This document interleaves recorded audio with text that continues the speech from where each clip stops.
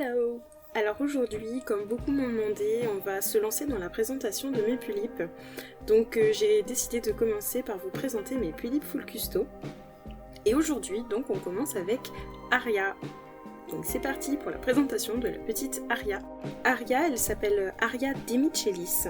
C'est une tulipe Mio, donc qui a été full custo. Donc elle a connu plusieurs custos Aria parce qu'elle a d'abord été custo par mes soins. Et puis finalement, n'étant pas satisfaite de mon travail, j'ai décidé de l'envoyer en custo chez Tsubasa. Donc elle est arrivée dans ma famille le 28 octobre 2015. Mais elle n'a été full custo par Tsubasa qu'en août 2017 et elle ne rebougera pas, elle restera toujours customisée comme ça. Donc pourquoi elle s'appelle Aria? Donc Aria signifie air d'opéra en italien, et comme je suis musicienne, c'était important pour moi d'avoir une tulipe sur le thème de la musique, et donc voilà, c'est Aria. Donc puisqu'Aria est arrivée le 28 octobre 2015 dans ma famille, son anniversaire est donc le 28 octobre. Elle a 118 ans. Sa maman, elle s'appelle Menorva, donc en fait c'est une déesse et fée des arts et de l'amour. Sa maman, elle a 225 ans et son papa, qui est le roi des elfes Adanedel du royaume de Belk, a 302 ans. Donc en fait c'est pour ça que Aria a 118 ans, c'est parce qu'elle est mi-fée, mi-elfe. Elle a une petite sœur qui s'appelle Valentina, qui est donc Maïolume Podo, donc Valentina dans le monde pour nous, mais Psyché dans le monde des fées et des elfes. Situation amoureuse, elle est en couple avec Akira, donc Akira c'est mon Taeyang Arashi, donc Akira est dragonnier, mais je vous en dirai plus lors de sa présentation à lui. Au niveau du caractère, Aria en fait c'est un personnage qui est assez complexe parce qu'elle possède un caractère très explosif. Pourtant d'apparence elle est douce, elle est peut-être un peu mélancolique quand on la regarde, mais elle s'enflamme et elle s'emporte à la moindre remarque, à la moindre contrariété, c'est vraiment une petite princesse quoi. Elle a été élevée comme une princesse, mais c'en est une quoi.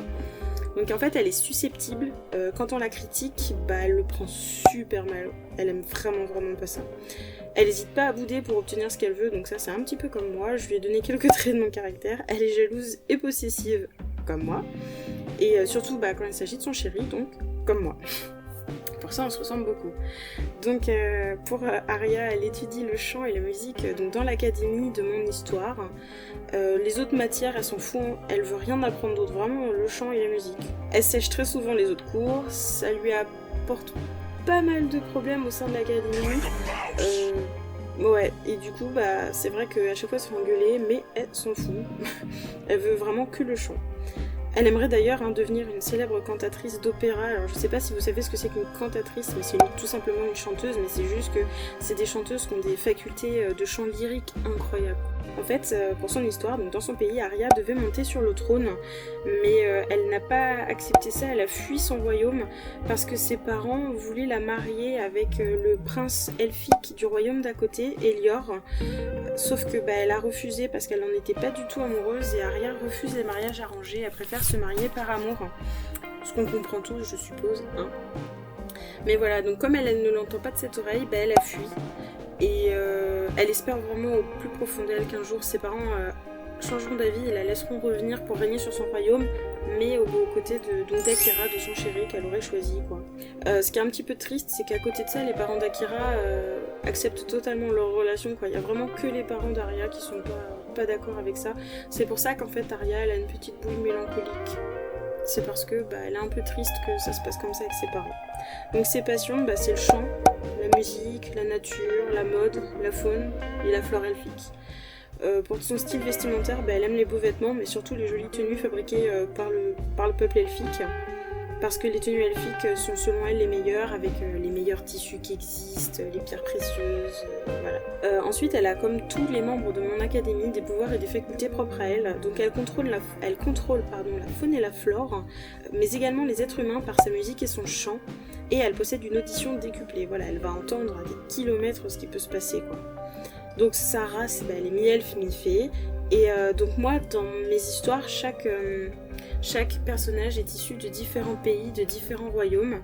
Et donc elle est issue du pays du son par sa mère et du pays de la terre par son père. Donc comme son père c'est le roi, c'est bien une princesse. Et comme sa mère est une déesse, voilà.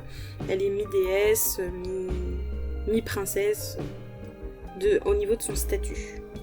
Donc voilà pour ce qui est de Aria. C'est un personnage que j'affectionne beaucoup parce que c'est parmi mes premiers, puisqu'elle arrive en 2015, en octobre 2015. Et moi j'ai commencé les dolls début septembre 2015. Donc voilà, c'est un personnage qui a été dans les premiers à naître. Mais voilà, comme je vous l'ai dit, sa customisation n'a eu lieu qu'en 2017 par Tsubasa. Et du coup, voilà, elle a beaucoup évolué. Son histoire aussi a évolué, s'est complexifiée avec le temps. Et je peux dire que j'en suis assez fière. Et voilà, donc j'espère que cette courte vidéo de présentation vous aura plu. Et je vous dis à bientôt pour une prochaine vidéo de présentation de mes full custo. Normalement, la prochaine présentation sera celle de ma petite démon Kiri. Voilà, donc je vous dis à bientôt et puis bisous bisous.